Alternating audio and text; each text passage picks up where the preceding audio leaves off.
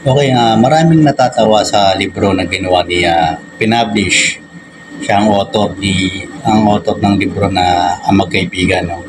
Tungkol dito sa pagkakaibigan na ang author ay si Vice President natin si BP Sara Duterte. Ngayon, bakit natatawa yung ibang tao at ginawa itong memes na may makikita sa Facebook wall mo na ang mabuting magkaibigan pero ang author ay nambubuntal, may sinuntok siyang sheriff noon.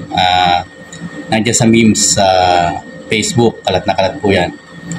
At saka meron pang iba nagsasabi ang mabuting kaibigan tapos ilalagay nagkahiwalay sila ni Pangulong Bongbong Marcos. So maraming questionable dito sa ginawang libro ng ating Vice President. Meron nagsasabi na hindi ito ukol o bagay sa kanya bilang author kasi yun nga, yung sinabi ko na meron siya sinuntok na sheriff, kumakal sa memes sa Facebook, meron din siyang issue na iniwan niya yung unity, kumampi sa ginawa ng kanyang ama na si Daddy Pangulong Duterte na sa tingin na iba, binabas nito si Pangulong Bongbong Marcos yung nagkaroon ng rally sa Davao City, yung kanilang pagpupulong doon na binati ko sila si Pangulong Bongbong Marcos na supposed to be na dapat nila ikaalyado. No? So, eto maraming kasabi. Yung binusisi ito ni Senadora Ontiveros.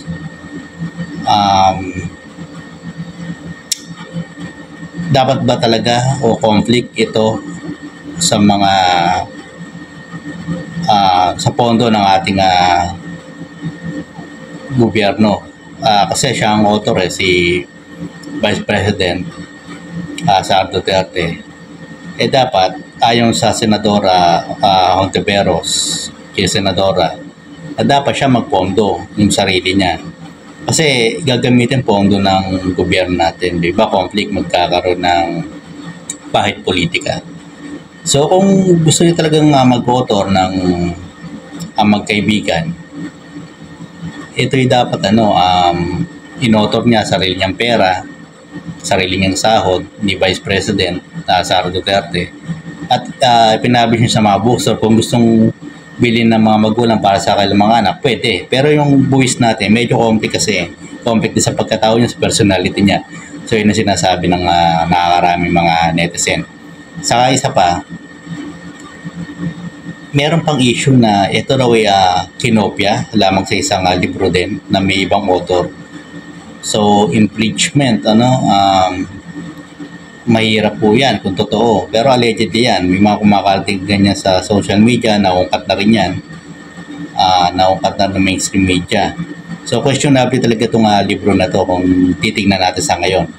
So ito, ang pinaka-questionable, pinakamalaki, ang buwis na gagastusin natin. Kasi pera naman ng taong bayan yan. Conflict talaga. Pero makita mo yung, to be honest, ito yung ko lang naman, no? Yung kay dating Vice President Attorney Leni Robredo, maganda rin naman.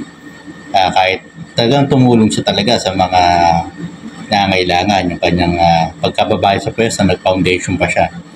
So maganda ang naging ng dating Vice Presidente.